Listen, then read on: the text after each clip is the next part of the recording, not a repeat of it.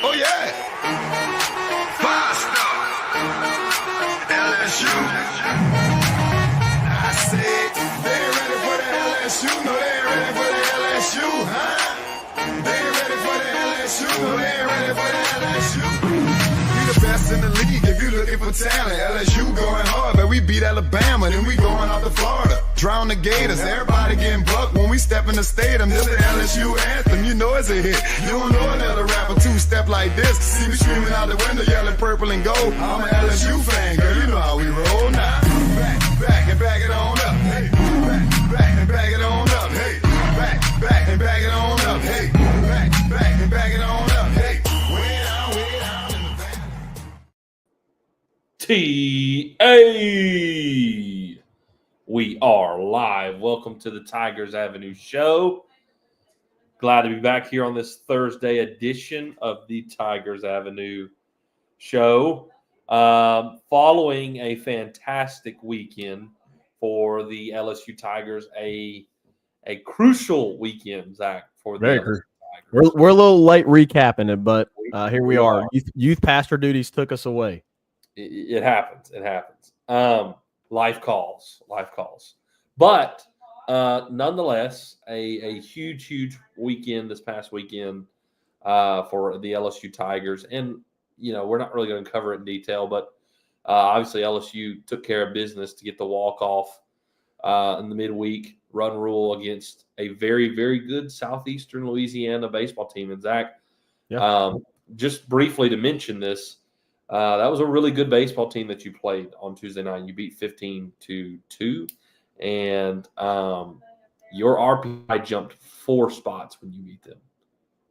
Like, so that game wasn't not a typical member. You're not your RPI jumped up to 9 after beating Tennessee. It went to 5 after beating Southeastern. It was a pretty big win. Another top 50 RPI win against Southeastern Louisiana is big time. So, but the Tennessee win was absolutely massive. We talked about how crucial these next 3 weekends were. If you could get 2 out of 3 out of every weekend, how phenomenal that would be for these Tigers. And Zach, you took care of business, and of course we'll cover that in detail. I mean, one of the craziest games I think we've ever seen. One of the craziest moments in Alex Box Stadium. This Alex Box Stadium by far. And we'll talk about this, but the magnitude of that moment, I think, does not need to be missed. And then, of course, they come back, they answer, they respond, they punch you back with a 9-3 win. And then, boy, oh boy, did your offense come to life on Sunday, routing Tennessee, run-ruling Tennessee 12-2 in the 8th inning to cap off a series win for LSU against the top 10 ranked Tennessee Volunteers. Zach, the defending national championships. So I am thrilled for what LSU did and this past weekend, and we'll obviously cover in detail, but it was just huge, Zach. It was absolutely massive for the LSU Tigers. I really am pleased with what we saw this weekend, and really hoping that it will spark something in this offense moving forward that we will see. I mean, you had the 12-run game, you had the 15-run game against Southeastern. So maybe this offense is finding its feet again. So we'll cover all of the games, Tennessee in detail, and then we'll give you our preview for another big series, Zach, on the road. You've been at home for quite some time now, for 9 straight games to be exact. But you got to go back on the road in the SEC. You got to go to College Station. It's going to be tough. It's not going to be easy. Every single weekend, it's a grind. And this is another weekend that it's going to be a tough opponent. We'll talk about it. We'll break it down. We'll give you our thoughts. Obviously, the series is starting tomorrow night. And we'll break that down, pitching matchups and stuff like that. And we also, Zach, I think, need to discuss something about A&M going into the A&M series that we saw in the Tennessee series when it comes to our pitching staff and how that all plays out. Yeah. And then we got a little something extra in the LSU Lagniappe because there's a couple things we need to cover with football, basketball, men's basketball. and women's. Yeah. So a couple things to touch on there as well. So full show tonight with this recap and preview. So Zach, let's dive in. Zach, I normally kind of do the first game, but I really want your thoughts, which on game one. Which, by the way, before we lose ourselves in this epic recap series, Zachary Lee turned 28 years old yesterday. Thank you. I mean, I don't have the applaud button, but happy belated birthday. I don't know if I can play it for myself. I don't know if that's allowed or not. I'll applaud it for you. Applaud in the chat, please. Zach turned 28 yesterday. He is officially at an age where birthdays don't matter anymore. Yeah, 2 away from the big 3-0. Dude.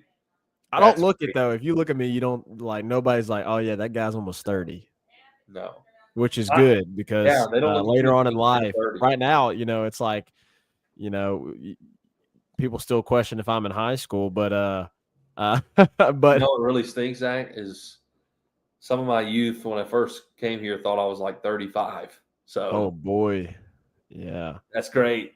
See, like some people still think I'm like a senior in high school, junior in high school, and I'm like, yeah, I'm actually at my 10-year anniversary. Like I got a 10-year reunion coming up for high school, like literally this year. So that's crazy, pretty crazy. But yeah, I appreciate. But happy birthday, Zach.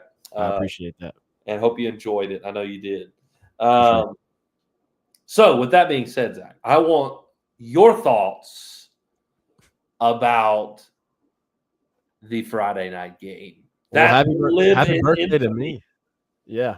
Man, yeah, it was a good birthday because of everything that happened with LSU Tennessee and with the midweek. So I got a really good birthday present with LSU wise. So you always want LSU to win, around your birthday. So I got a really good birthday present when it comes to LSU sports. That's right. So yeah, Reagan, obviously huge matchup, Liam Doyle versus Cade Anderson.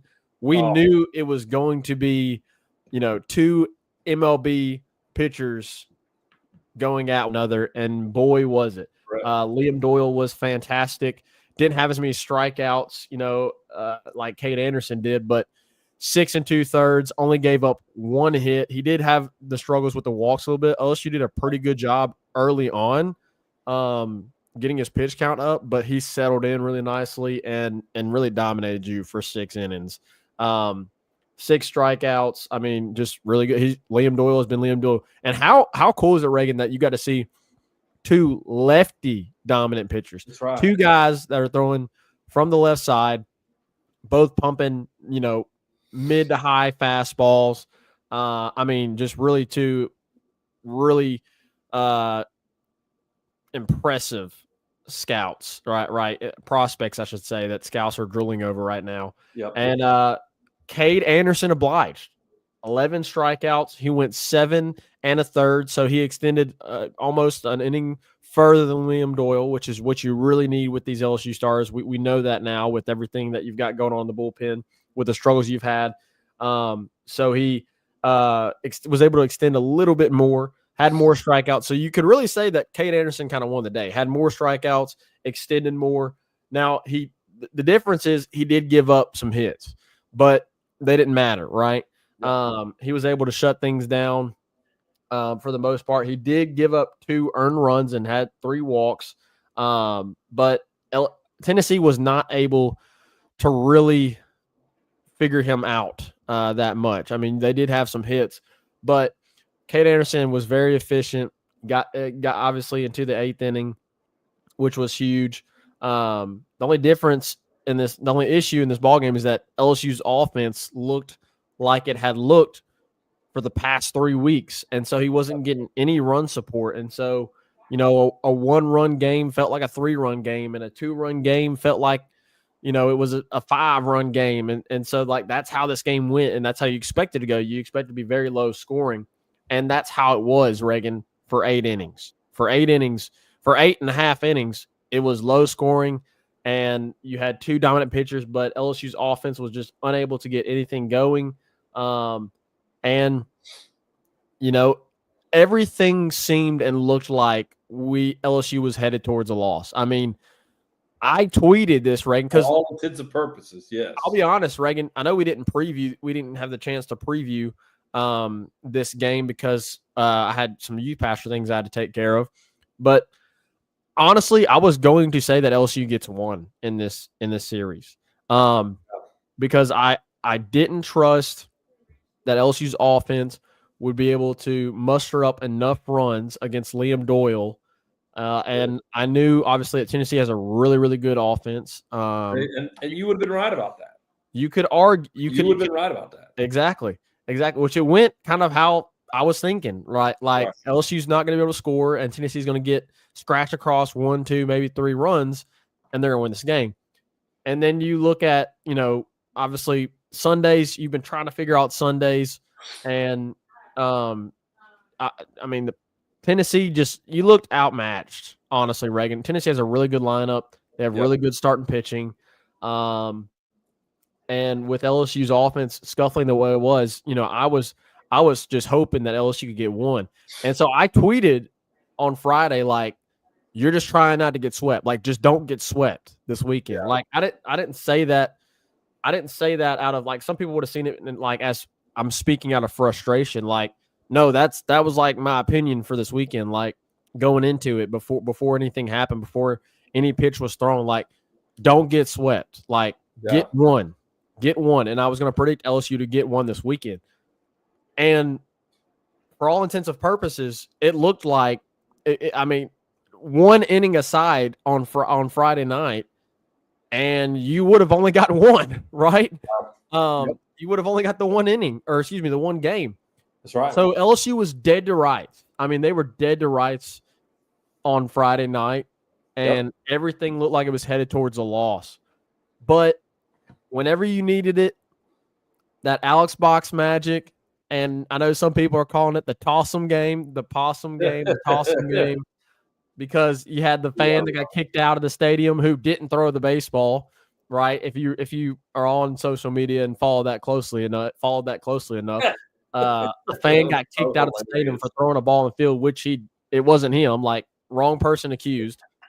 And so they're calling it the Tossum. You're going into the 9th, Reagan. It feels like it's a 8-run lead for Tennessee. Just LSU's offense couldn't do anything. And look, sometimes it just takes a little bit of luck. And LSU got lucky when A&M's third baseman booted 3 balls, right? First guy comes up, and forgive me who. Yeah. First guy comes up. Forgive me, who was the first one, Reagan? Fry. Fry hits it to third. He Overthrows. Milam strikes out, which, by the way, I mean, we got to talk about that. Milam has really struggled recently. I think on Tuesday night they had said he was like 2 for 45 or 2 of 47. Yeah, he's batting. As of right now, he's batting below 200 in the SEC. He's struggling right now. He's really struggling. So he strikes out. 1 on, 1 out. Another error happens when Brown hits it and it's bobbled, not fielded. So you got 2 on, 1 out, and you're rolling it back to the top of the lineup. Or no, because Tanner Reeves came in and pinch hit. Yeah, that's right. Sorry. So Tanner Reeves comes in and pitch hit. And at this point, you're just going, man, if we can just get a ball out the yard, this game's over. Like, it's over.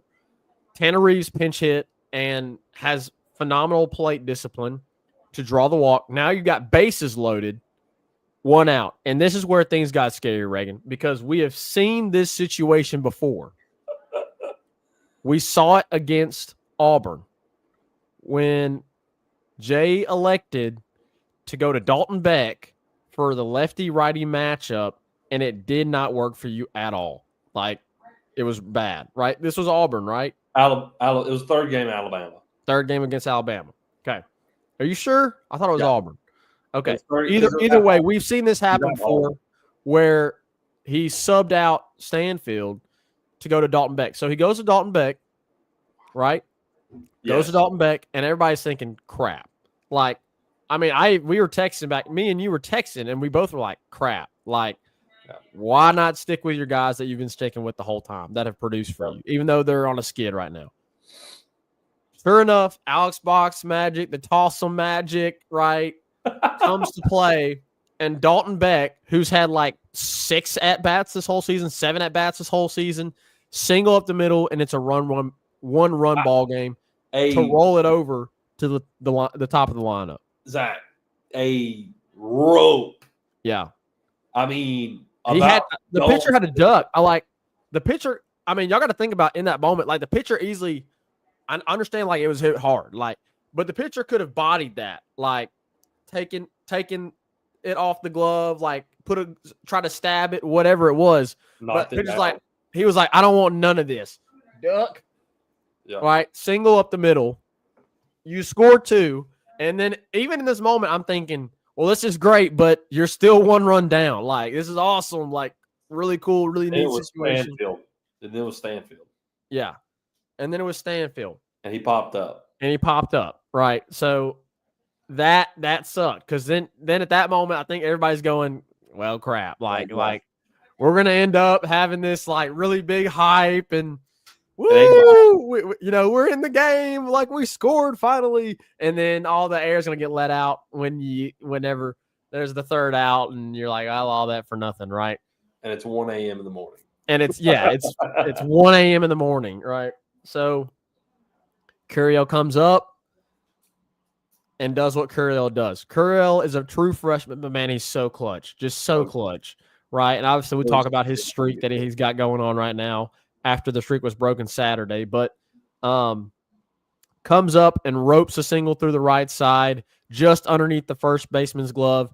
You tie the game, and it's a brand new ball game, right? And here's when things got crazy. Jared Jones is in a 1-2 count, and you decide to groove him a fastball. Mistake. Huge mistake. Bro, you don't groove Jared Jones a fastball. Like, I'm sorry, dude. Like, what were they thinking in that moment? Why are you calling a fastball? It's a 1-2 count. You got plenty of pitches. You have a base available. And Jared Jones is prone to chase. He's prone to chase the breaking ball, right? Like, I know his plate discipline has been really good, but in the last 3 weeks, we've seen him extend the zone and chase. Like, we've seen it. And you groove him a fastball, and lo and behold, Jared Jones does not miss it. Absolutely crushes a ball dead center, 452 feet to walk it off. I mean, batter's eye. Over the batter's eye. Like, it just was insane. I lost my mind. My wife was dead asleep. I woke her up. Indeed. Luckily, I did not wake the kids up, but woke my wife up. I'm going nuts. I'm like, I got to get on FaceTime right now. FaceTime Reagan. We're just like, like going crazy. So absolutely amazing. It was a really cool moment. It's a moment that I think we're going to remember for a long time, Reagan. I mean, we'll remember that game for a very long time. And so LSU gets the job done, and you saved a lot of your guys in the bullpen. Like, it's like what is it? Oh gosh, what's the WWE wrestler? I don't have a clue. Oh gosh, I'm going blank. Not grave robber. Oh gosh, the chat is the monster. Gravedigger's the monster truck. Yeah. The Undertaker. I'm thinking of the Undertaker. It's like that GIF or GIF, whatever you want to call it. Yes, where the Undertaker sits up out of the casket, sits up out of the coffin, like, yes. Like, that was that moment. Like, LSU was dead. They were dead to rights. everything from the past 3 weeks had just like all come out in that one game. Like no offense, like your pitching has been phenomenal, but you just you don't have the offense to back it up in the slightest. And up from the grave comes LSU's offense. Yeah. We saw it happen against Alabama with Ashton Larson, who had a very clutch 3-run homer to really spark that game for LSU. We saw, and then on Friday night it was Dalton Beck. I mean, obviously you got to give credit. You got to give credit where credit is due. Yeah. I mean, obviously Jared Jones and Curriel, like, we'll think about that. We'll and everybody will remember the 3-run blast to walk it off. But and a lot of people will remember Milam's 2-run shot to take the lead, right, for LSU against Alabama. But you got to remember Ashton Larson coming off the bench and hitting a 3-run bomb to start the offense. You got to absolutely remember Dalton Beck coming off the bench and 6 ABs. Yeah, with 6 AB and sparking the run there to get it going. I mean, could have very easily, rolled over there and do a double play and got out, but just squared it up and got the offense going. So huge credit to Dalton Beck. Yes. The and LSU wins game 1. And you save Zach Cowan. Yes. You save Zach Cowan because you knew at that point you pulled him because you had consented the game. You had consented the game. Jay had inserted him to try to keep the game close. But once they had scored that third run, like it was like, okay, all right, let's hold our best guy because we want to try to win, another game this series. Like try to hold them for game 2, game 3, right? And you go to Jacob Myers, who got the win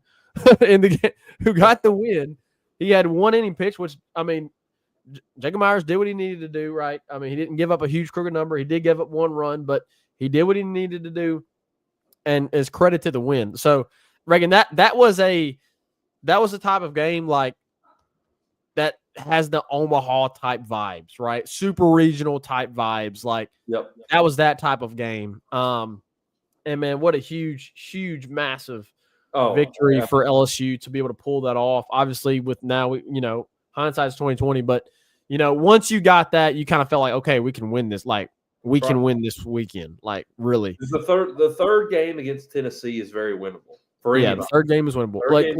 And that's kind of what I was thinking. I was thinking LSU might win game. Like I was thinking game 1, game 3. Like it'll be a close one. Maybe we could scratch out a run and win game 1, lose game 2, game 3, or you're going to win game 3 because they're going to be out of pitching and. LSU should have, but I mean, I wasn't confident because LSU's offense had been so stagnant for so long. But LSU gets the job done on Friday night, and man, it was awesome, Reagan. I know the 3.5-hour rain delay, it took away what Alex Box could have been for that game. Sure, but. Man, LSU made up for it. And what was a long-awaited Friday night at the box, LSU made up for it in a big way to walk it off there in the bottom of the ninth. You didn't have to go to extra innings and can you imagine people going, "Oh gosh, I really don't." If Jared would have popped out or something, then you had to keep going. Like everybody wanted that game to end, and Jared Jones did everybody a favor. Thank goodness. And the magnitude of it, Zach, is so important that you pulled that from the jaws of defeat at 1:15 in the morning is so crucial to your postseason seeding. It really is. It's just that swing from Jared Jones and just Dalton Beck, Curiel, like that rally is going to have major impact on where we are come Selection Sunday. Yeah, for sure. It's going to be massive. So that I don't want us to miss the magnitude of that moment. Beating Tennessee was huge for this season. It was huge at this point because we had kind of been struggling the last few weekends. We swept by Auburn, and then we were down to Alabama. Thankfully, you sparked, you came back, and then you won that series the next day. You lost the third game, and then you got run ruled in the midweek against Northwestern in another rain delay game that was just sloppy and blah blah blah, and it was just like we're falling apart at a really bad time going into the biggest few weekends of our season, and then you do something like that to revive it. It's massive. The magnitude of it is massive. And then look, you turn around the page. You turn the page Saturday. Marcus Phillips versus Ianson. And really, the score ended up being 9-3, but this game was really closer than 9-3 in all reality. And I was perfectly fine with losing this game, and here's why. If you look at the list of pitchers that LSU used in this game, number one, it was Ianson, and Ianson had a solid game and was very comparable to Marcus Phillips. He only had 8 strikeouts. He gave up runs. The walks were a little bit up. He got you 5 2/3. But you look at Marcus Phillips' numbers, and he struck out only 6, so 2 less than Ianson. He also walked 4. But the difference was he was very efficient and got into the 7th inning. However, he gave up the 2 single homers, right? And that's when he got pulled. So it was two runs from both pitchers, 4 walks from both pitchers. It was a comparable night when it comes to the starters, right? And they had scratched across a couple runs against Ianson, and it was like fighting tooth and nail to get runs in this game. Yeah. And in the 8th inning, it's 3-2, or excuse me, in the 7th, it was the bottom of the 7th when Braswell and I'm drawing a blank. Was it Milam? I think it was Braswell and Milam. Yes, Milam, then Braswell, excuse me. Yeah. Back-to-back solo home runs to make it the 1-run game. And then, look, Zach, you're trying to, at this point in the game, you're trying to weed through the game with some of your not as trustworthy bullpen arms and see if you can steal a win, right? Maybe your offense can muster up some more to overcome the 1-run deficit, and maybe you can sneak through this game by piecing it together at the end, and it just didn't happen, Zach. And the reality is, I don't know what to do with Chase Shores, Zach. I don't know what to do with Chase Shores. It's been rough, and unfortunately, it feels like it's gotten worse since he's gotten moved from the starting position. He comes into this game, in the 8th inning, and he faces 7 batters. He hits 2 of them. He walks 1 of them. 1 of them gets a hit. He allows 4 runs. He accounted for 4 runs himself. Now, Cooper Williams comes up and gets the home run, but the runners that were on base were accredited to Chase Shores. Yeah. So, Cooper had actually almost got out of the inning. Cooper came in the jam that Chase Shores had caused.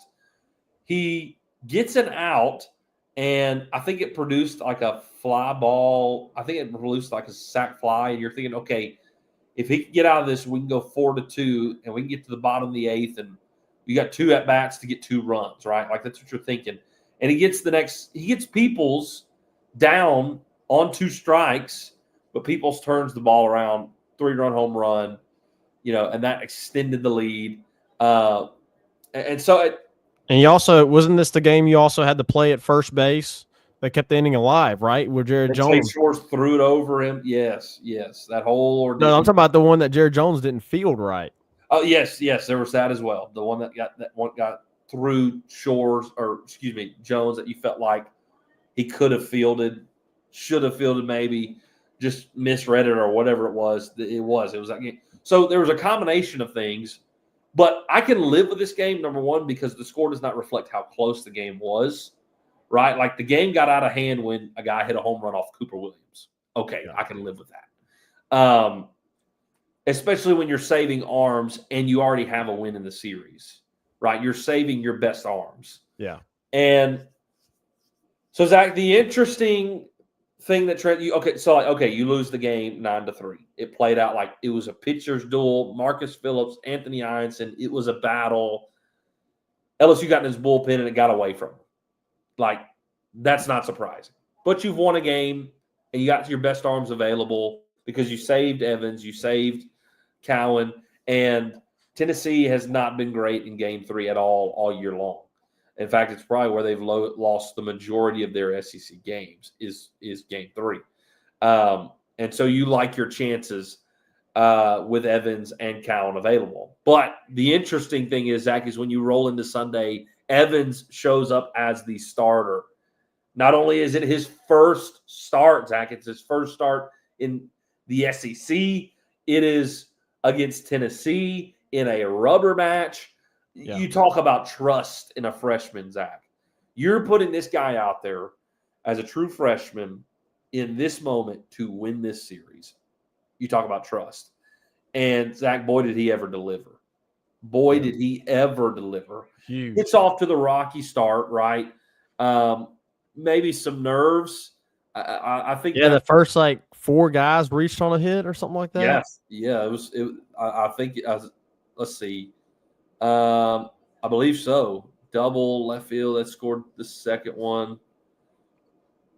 I know there was a sac fly. I think that scored the first, and then there was a double and it scored another, something like that. But they touched him up in the first, and you're going, okay, they got to him. We got to respond, right?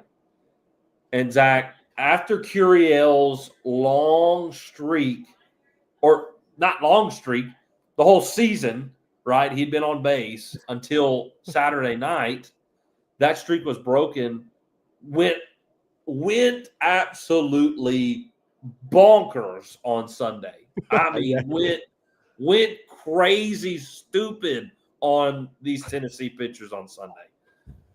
I mean, you're down 2-0 and you're going, crap, we're going to let this series slip away from us after the epic moment of Friday, and we'll all forget about the moment because it means nothing at this point.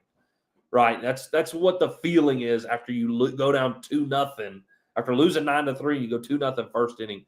But Curiel immediately lifts the spirits by putting a home run in the seats.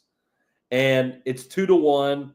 You had some more guys on base. Even Jared Jones got on. And I can't remember if it was Danny Dixon got on, but nothing happened after that, right? You had 2 more guys on after Curiel. Nothing happened.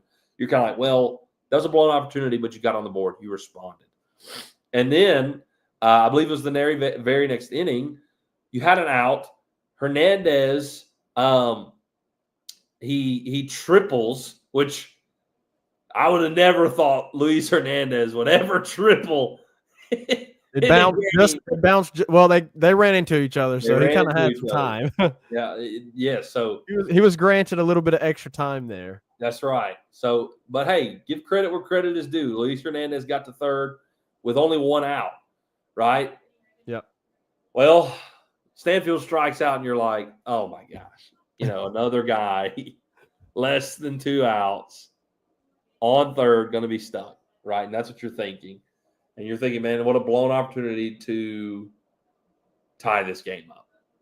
Lo and behold, Derek Curiel steps to the plate and gets a hit to drive Luis Hernandez home to tie the ball game 2 from 2. And Zach, you were off to the races after that. He doubled Hernandez in.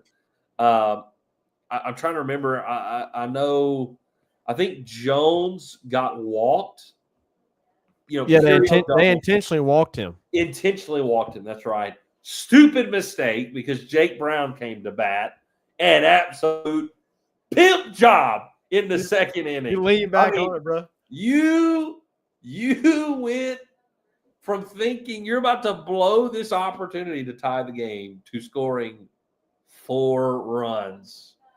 And Zach, what Jones did Friday night was totally warranted. Totally warranted. Slow walking it, dropping the bat the way he did, telling the ump, which that's amazing. Telling the ump the game's over, blah, blah, blah. But you talk about a pimp job from Jake Brown. Bro, he leaned back on it. Was like, bro, he leaned back, watched it go, and brother tossed that bat well above the dugout. I'm talking about You gotta get a new bat. he flipped that mug. And look, I got a warning, right? Got a warning. Ooh. But dude, I stinking love it. Yeah, That was amazing. The pimp job was even better. And Zach, you were off to the races from there, and we really need to move. We really need to move forward into the LSU A&M preview because our time is already running thin on us. But you rolled through this game, Zach. Brown, of course, hit that home run, made it 5-2. Stanfield had got on base in the fourth.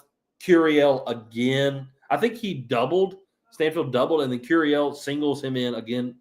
Curiel, amazing. And then you had Hernandez and Braswell second and third, and Curiel again doubles to drive in both runs, making it 8-2. Which, by the way, Braswell, Zach, got his first two home runs. Yeah, back-to-back jacks. Back-to-back games. He singles, making it 9-2. Braswell, on a fielder's choice, scores Dickinson in the eighth, and then Hernandez comes up with two guys on base. And Zach almost walks it off with a homer, but bounces it off the wall to drive in the two runs. Close play at the plate, but he's safe, and the Tigers run rule Tennessee. It was amazing. But, Zach, before we move on, the pitching performance of Kason Evans and Zach Cowan was phenomenal. So the offense was awesome, and I know I rolled through that, but, Zach, the pitching performance from Kason Evans, after allowing the first two runs, right, in the first inning, he only allowed two more hits. He struck out 6. He pitched 6 complete innings, and Zach walked no one. Yeah. Walked no one. I will take it every day. Single stinking day. He was phenomenal. And because your offense run ruled, Zach Cowan had to come in and only had to pitch 2 innings to close out the game. And, buddy, that's going to be huge moving forward. Yeah. I mean, that's going to change your pitching plan moving forward. Can you, if you have an opportunity to win a game, you're going to win the game with Evans. But if you can save Evans for Sunday, you're going to save Evans for Sunday. That's going to be the plan moving forward. Zach? Cowan's definitely going to be the first one out of the bullpen on Fridays, for sure. And then Saturdays, it's really going to just depend on how the game's going. Yeah. As you mentioned, like, I know a lot of people are going to say, Kason needs to start, Kason needs to start, Kason needs to start. Like, but because Kason is so good and so reliable for you, like, if you have a chance to win the series on Saturday, you're going to do it with Kason Evans. Like if you need Kason Evans to come in and give you 2-3 innings of shutout baseball to win the game, like, that's what they're going to do. That's right. And then they'll figure it out on Sunday, whether it's Shores or Ware or Schmidt or whoever. Win the series. Yeah, win the series. But imagine, Reagan, the ability to have, imagine winning the first 2 games and still having Kason Evans on Sunday. If they have the ability, they're going to run out Kason Evans there on Sunday. If they absolutely need it to get a start, and if they absolutely need it, then you might see him earlier in the series. Which, I mean, even if he comes in, like, if let's just say, like, he comes in and he gets you an inning, he pitches an inning on Friday or Saturday, he can still come back on Sunday and give you like 3-4 innings. That's right. To go through the lineup. So, it's not like you have to sit him. He can't come out of the bullpen in games 1 and 2 because we got to hold him for game 3. Like, they're going to do what they got to do with their 2 best pitchers in order to win games. So people shouldn't get it twisted. Like, this doesn't mean that Kason Evans is the bona fide Sunday starter. It's going to be a game-by-game, situationally based move for Jay Johnson and Nate Yeske. So but you now know you have that, and which you kind of already knew that he has had that because he's extended before. Right. But obviously based on that performance, you know that if he's available, he's the guy to go to on Sunday. That's right. And I love it. I mean, because Zach, his destiny at LSU is to be a starter, and Buddy, he's a true freshman. He's a true freshman. That guy's going to start on the weekend rotation for the next 2 years. I mean, he is phenomenal. He's going to push for the Friday night spot. He will. I mean, I am so pumped about Kason Evans and his future as an LSU Tiger. Yeah. So pumped. With that being said, Zach, obviously LSU caps it off with the win. They win the series big time. You move up in the rankings all the way to number 2 in the nation in every poll except one. And you love it, Zach. It was fantastic. And LSU now has continued to place themselves in position to be a top 8 seed and finish the regular season, or excuse me, conference season 20-10. That's the goal. There's been plenty of 19-10 teams that have been 8 seeds from the SEC, or 19-11. Yeah. But 20-10 is guaranteed. But man, you're well on the way. So, Zach, by the way, yes, some of the folks have been in the comments talking about it. Arkansas beat Texas tonight 9-0. Woo! 9-0. It's SEC baseball, man. Doesn't matter who it is when they play, unless you're Missouri. Yeah, Arkansas's lost 3 straight weekend series. It does not matter. It does not matter when, where. It's the SEC, and man, I would love to see the Hogs knock off Texas. I would rather them knock off Texas and then come play us rather than losing 4 straight series and then come play us. Yeah, they need a little. They need some good mojo. That's right. So they're not like desperate, in desperate mode where they like we have to win. Yeah, exactly. I would rather them be riding high than in desperation. So yes. With that being said, Texas A&M, Zach, it's a big series. Well, you didn't think it was going to be a big series. Nobody thought it was going to be a big series for a while. Well, you thought it was going to be a big series, and then you didn't think it was going to be a big series, and now you think it's going to be a big series again. They have turned their season quickly around. Now, they did get swept by Texas this past weekend in Austin. But number 1 team in the country. That doesn't surprise me. But every single one of those games was decided by 1 run. That's right. One run. Correct. Every single game. Absolutely correct. So this is a team that has certainly turned their season around. They beat Arkansas the week before, and then the week before that they beat Tennessee. So they beat a top 2 ranked team 2 weekends in a row, and then went to Texas, the number 1 team in the country, and played them tooth and nail. They lost all 3 games, but like Zach said, it was a 1-run game every single game. This is going to be a tough series. You go to A&M, and this is the grind of the SEC, and it's going to be tough. This is what I'm worried about.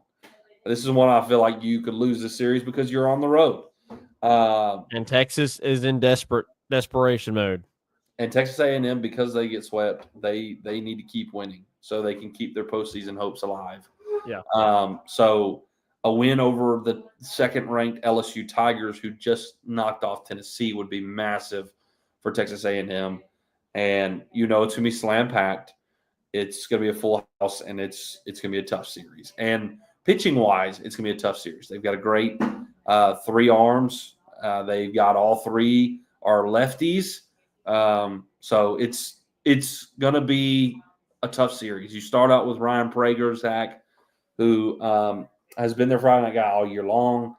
4.04 ERA, 54 Ks, and 15 walks. It's advantage LSU because, at this point, I think Anderson's over 100 strikeouts on the season.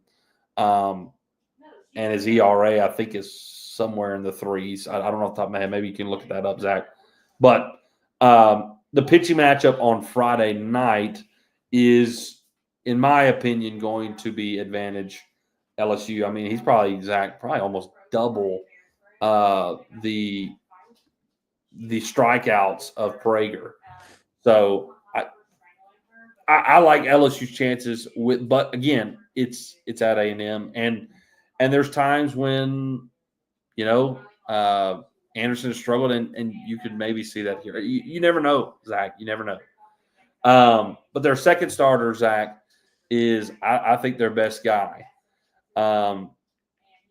Justin Lampkin, I think is his name. 3.92 ERA, Zach, 69 strikeouts on the year, 14 walks. Those numbers are really comparable to Ianson. Other than the strikeouts, Ianson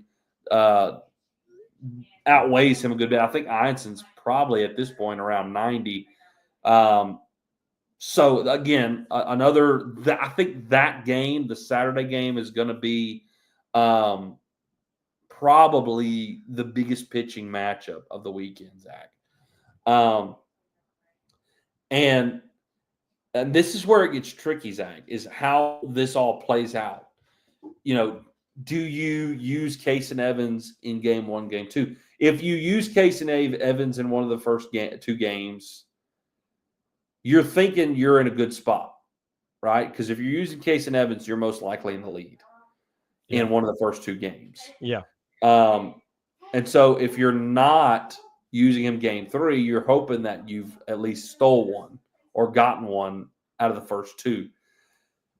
If you're going to Case and Evans on Sunday, it's one of two situations. You've either lost the series already, or you figured one of the games out with maybe Anderson and Cowan, and then lost the other one like you did with Tennessee. So it'll probably wind up being one of those two situations. But again, if you have, let's say Anderson wins Friday night, if you have the opportunity on Saturday to bring Evans in, if you got a 1-run lead, like I want him to bring Evans in. It's just, he is so valuable to you coming out of the bullpen. Like, there's no reason to hold him for Sunday if you can win today. Like, it doesn't make sense to try and risk losing that game just to go, well, we really want to save him for Sunday, right? Like, no, win the game now and then figure Sunday out later. Like, because if you could win the series, that's far more important than saving him specifically for Sunday, right? Like, you win the game now. The game today is the most important game. So, but if you can work out, it'll work out. Yeah, Reagan. It's a huge matchup, and as you mentioned already, it's going to be a difficult one. Nobody should head into this series just thinking, "Oh, LSU's got this in the bag, no problem." Because as you mentioned, you're on the road.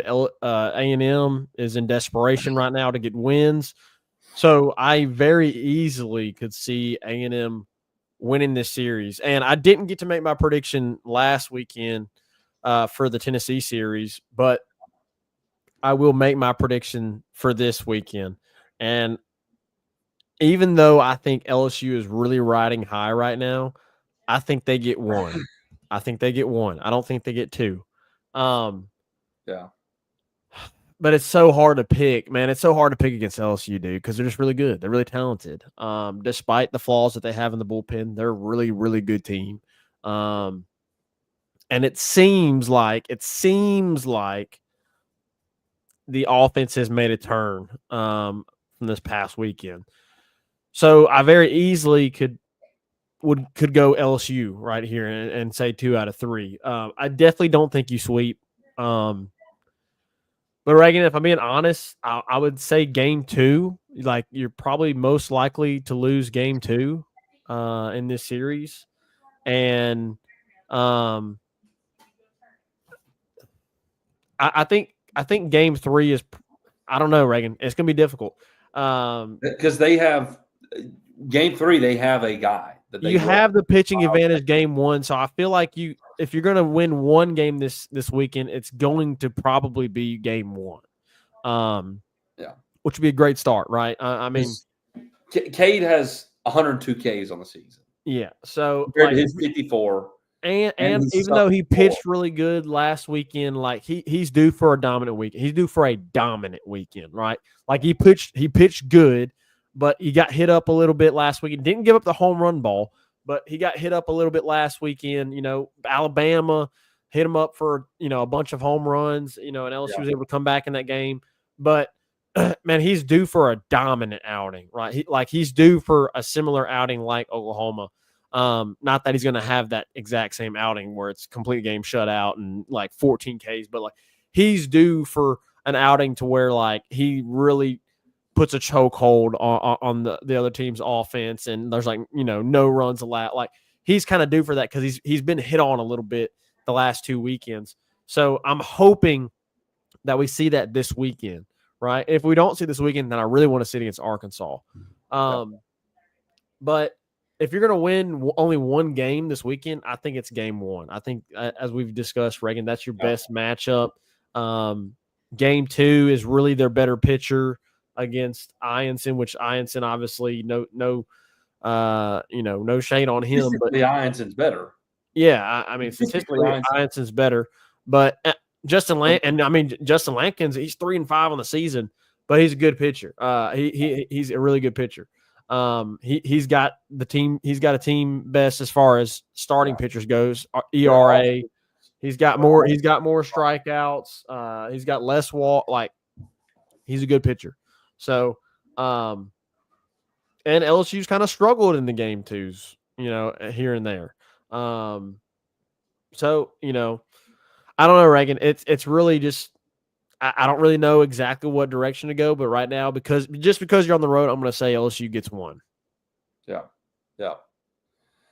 You know, I'm going to say LSU takes 2, and here's why. The main reason you're seeing guys like Lampkin and Prager, really good pitchers, but they've got a losing record is because is not their own fault. That's really the answer. It's A&M's offense that has struggled mightily. Their pitching staff has been solid all year long. It's the offense that cannot seem to muster anything until the recent weeks, right? Like when they beat Tennessee and they beat Arkansas. You know, they didn't have an explosive offensive weekend this past weekend against Texas, but they kept it close, right? Their pitching has been solid like the whole year. It's the offense has been the problem. And so my thinking is LSU, and this is obviously my opinion, but I think LSU has the best 1-2 punch with Cade Anderson, Anthony Ianson from a statistic standpoint. I think it's the best 1-2 punch. And I think we can stifle their offense enough. And if our offense continues on if our offense continues on the trajectory that they're heading, kind of finding themselves again, I think we'd still 2 in College Station. However, it's going to be a tough 2. I think it's going to be a tough 2. You're away from home. It's really, really stinking hard to win on the road in the SEC. So I would not be surprised, Zach, like you're saying, if we were to take only 1 from this series. So here's to the Tigers, hopefully. Hey, look, goal this weekend on the road, don't get swept. Don't get swept. That's how you always want to approach it. Like, you're on the road, don't get swept. Like, just don't get swept. You're on the road. It's in the SEC. You want to win 1 in the SEC when you're on the road. So, I mean, obviously LSU right now, you want to win 2 the rest of the way so that you can hit that 20-win mark. But honestly, I think LSU with their resume against some really good teams in the SEC, you know, I would think that even 19-11, you're still a national seed. I don't see LSU. I agree. I don't see LSU dropping out of the national seed picture at 19-11. I really think they'd be in still. So if you lose 2 here, like, it's not like – I know everybody's been saying like 20-10, but if you lose 2 here and then you win 2 against Arkansas, and then you lose or win 2 against South Carolina, and you're sitting at 19-11, I definitely think that LSU still gets in. I mean, even at 18 I would feel like it's pretty good too. So, 17, yeah, then maybe you start worrying, but like 18, 19, 20 wins, like I feel like LSU's in pretty good spot right now to be a national seed. 18 might get a little iffy, but 19 and 20, I think it's a done deal. Yeah. I tend to agree with you. So we'll see how it plays out. Tomorrow night, 6 o'clock in Bluebell Park, College Station, Texas. We'll talk about a couple more things in this next segment, and we'll get to your comments as well right after this quick break. 5-Star Hero, your intro and outro music for the Tigers Avenue show. They ain't ready for that LSU. Go check out all his other music on all the major platforms. Don't forget to follow him on Instagram at Saints Anthem and at Twitter at One Nation Doty. Don't forget to check out his Facebook page for all his Saints and LSU merchandise. Can't get any better than Sarah Klein Stevens, attorney at law. Her firm focuses on the needs of the elderly and maintaining their dignity throughout the process. Here for you, here for your family. Sarah Klein Stevens, attorney at law. Right back at it here in the Tigers Avenue show to wrap things up. Zach, I know we got comments in here. Yeah, of course. Got TT in here. Got our good buddy LB, Bobby Watts in here as well. Jason, a diehard Arkansas fan, somebody I work with, also watching. Yeah, I'm sure he's happy tonight as Arkansas won 9-0 over Texas. It's in bomb though, so it's in bomb. It's in bomb. We did not get to watch Jason. We're obviously here. But seeing the updates, that's pretty awesome. He also wants to know where Zeke's at. Zeke's probably already. I don't understand why Zeke did not make an appearance. Yeah, he didn't make an appearance tonight. RP said Arkansas held them to 2 hits. Wow, that's crazy. Jason said, "Let's call into work for a few weeks and head to Hoover." That'd be awesome. That is kind of the plan. Not a few weeks, but for sure, looking forward to it. Carl Dunn says, "Happy birthday!" Appreciate that, Carl Dunn. Yes. And guess what? I'm off tomorrow, so I'm enjoy the day off tomorrow. Hey. Yeah, off tomorrow. Very nice. It's been a while, but I'm gonna enjoy it. I'm not going to Hoover, but I will enjoy it very much so. All right, Reagan. Outside of LSU baseball, there is a lot of other things that is going on. Which I don't know if we mentioned it, but LSU obviously in the football side of things has added a transfer. Reagan, tell us a little bit about the transfer edition. Yeah, it's a huge addition, Zach. If there's 2 positions you're going to add in the spring portal window, it's defensive tackle and safety, and you added defensive tackle and you added in a big way. He's not only the best defensive tackle in the portal, he was the best available player in the portal. Bernard Gooden from South Florida. You had add him to this defensive tackle, and you really needed him. You got Sadir Mitchells. You got Jacobian Mitchell coming in. Jacobian Gilroy coming back. You got Ahmad Bro coming back, and then a host of freshmen as well. You had 4. You signed 4, but one of them actually hit the portal. Dylan Battle did hit the portal.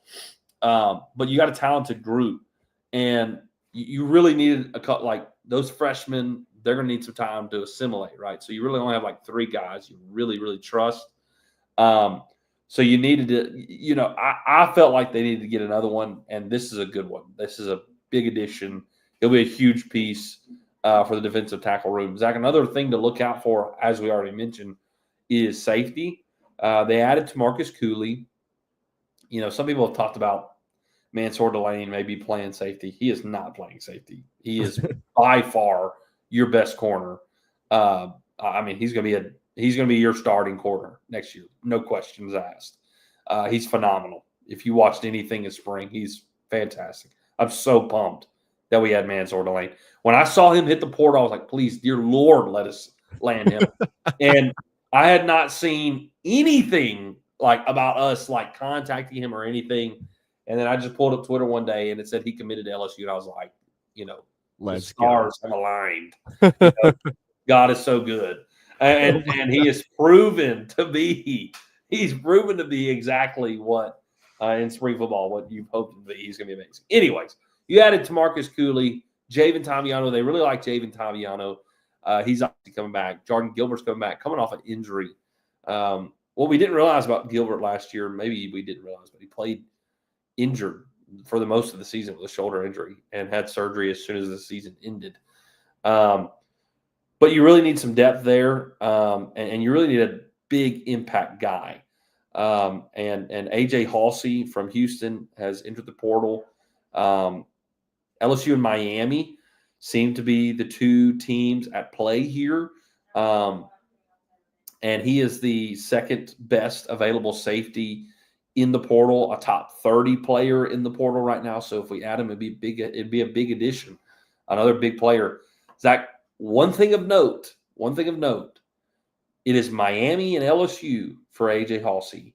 Miami added a safety today from the portal, Jacoby Thomas. That might be a telling sign. Yeah. But they added Jacoby Thomas from Tennessee, transfer from Tennessee, now going to Miami.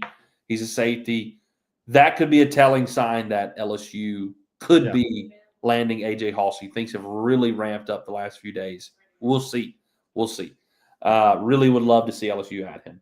So that's the big kind of news in the portal as of late. Zach, also LSU basketball, as we told you, was not going to be done in the portal yet, and I don't think they're quite done yet. I think you could still see one more addition. But they add one Pablo Timba today, and I told you they were looking for wing depth, and you got wing depth. He's 6'7", front court kind of guy. He's great on the defensive side. That's what they really like about him, and getting boards. But also averaged 11 points a game, and I think almost 7 rebounds or almost 8 rebounds a game as well, transferring in from UC San Diego. And Zach, he's originally from Spain.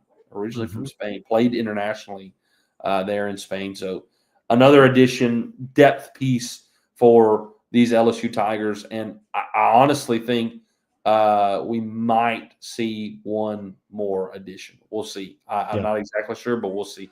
Zach, tell us about what transpired with the women's. It's not the greatest news, but.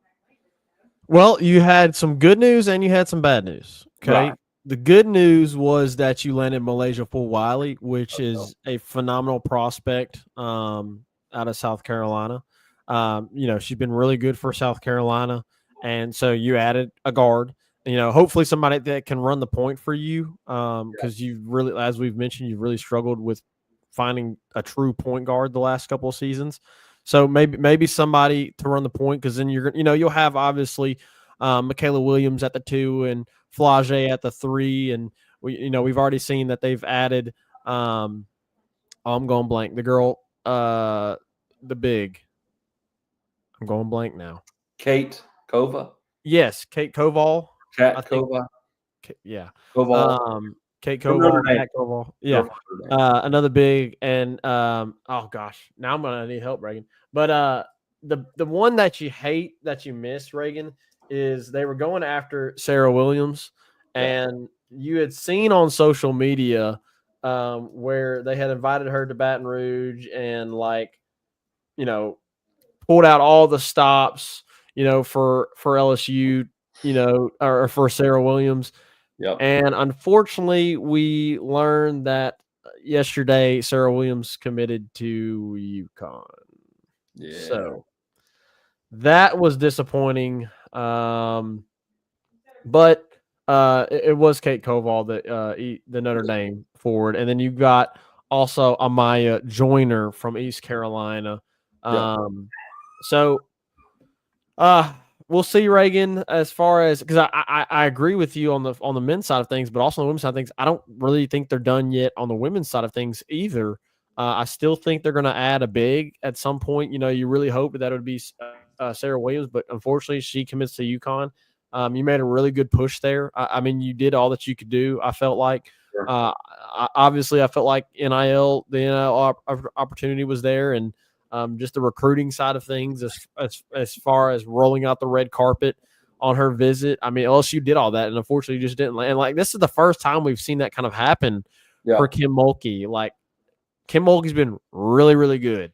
But obviously UConn's going to have to reload, after their national championship year, losing Paige Beckers, and they're gonna need a really good player to make up for all that they're losing this season. And Sarah Williams is that for them. So I gotta believe they went really hard after her, as much as LSU, but maybe just a little bit more because they need her. Like they need her a little bit more than LSU does. Not that LSU doesn't. LSU needs some big time players down in the front court. So hopefully LSU can continue to look throughout the transfer portal and find a good addition there to roam the front court for the Tigers. But we'll have to wait and see. We know that Kim Mulkey is going to do a phenomenal job with recruiting and finding that addition, because obviously you lost Samaya Smith, Leah Del Rosario, and Jersey Wolfenbarger all left. So you got to get some additions there. But I fully expect LSU to still be looking in the transfer portal and add maybe at least one more player. Yeah, no doubt. Zach, one more thing, and this is not necessary. This isn't LSU related, but I'm curious of your thoughts. I'll give my thoughts. Oh, okay. State fires Chris Lamones mid-season. You have any thoughts on maybe a potential coach? Because I think I know of a perfect hire for State. It's like it's a premier job. I feel like they can hire just about anybody. I mean, the dude is a phenomenal place. If I was a college baseball coach and I wanted to go coach somewhere and just like looking at the facilities, like obviously LSU's got the championships and, they've got the history and they've got the fans and, all those different types of things. But if you're just talking strictly like a facilities type thing, like you want to have everything that you could ask for facility wise. And in my opinion, what is the best, I don't think really it's just my opinion, but I really think probably it's just a fact that the dude is the best college baseball field in America. Like college, like it's enticing. It's enticing, Reagan. So I don't know, Reagan. I know there's been a lot of names thrown out there. I know the Tennessee assistant has been mentioned, and I know that I'm going blank. Ray, help me out on the Kentucky head coach. Nick Mingione. Yeah. Nick Mingione's been mentioned, but I don't know, Reagan. I don't know where they're going to turn. They need to turn to somebody that can get it going again, because Mississippi State, they're a power. They're really a powerhouse baseball team, and they just haven't looked the same since the national championship. So I expect them to go and add a big name. Here's the deal. And for all those reasons, I agree. For me, State is a premier baseball program. Like you said, all the facilities in the world. State is a big enough baseball program. I think they should be able to go hire a head coach from a proven school. That's my opinion. But they can do it for sure. I 100% believe that. Here's a couple things to think of. Baseball probably matters most at Mississippi State. Yeah. Maybe football is equal to it, but I think baseball more than anything matters most at Mississippi State. They care most about it. You can tell by what they've invested into it that they care most about it. Here's a name that I want to throw out, and Zach, I think it would be an absolutely phenomenal hire. Wes Johnson. Yeah, I've seen that as well. Yeah. Wes Johnson. Yes, he is only in his second year at Georgia. However, Georgia is a football school and will be a football school until the day this world comes to an end.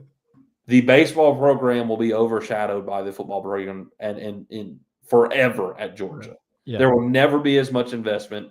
The stadium at Georgia does not even come close to the dude. Not even close. And their right field line is the stupidest right field line in all the SEC. It's like 310 to the foul pole.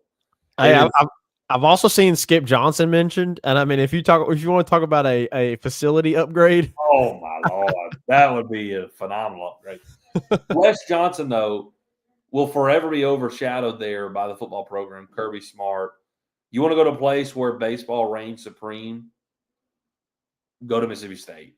Yeah. And Wes Johnson, in 2 years at Georgia, has had them in like the top 10 consistently and playing at the top. Like immediately when he went there, they were playing top, tier baseball and kind of turned around very swiftly. I think they should swing for the fences and go get Wes Johnson. I think he would certainly be interested in the job. That's just my opinion, because you will not have the fan support or the school backing that you would have at State there at Georgia. It wouldn't even be close. Yep. So you do got some other guys, that are at some smaller schools, that Cliff Godwin.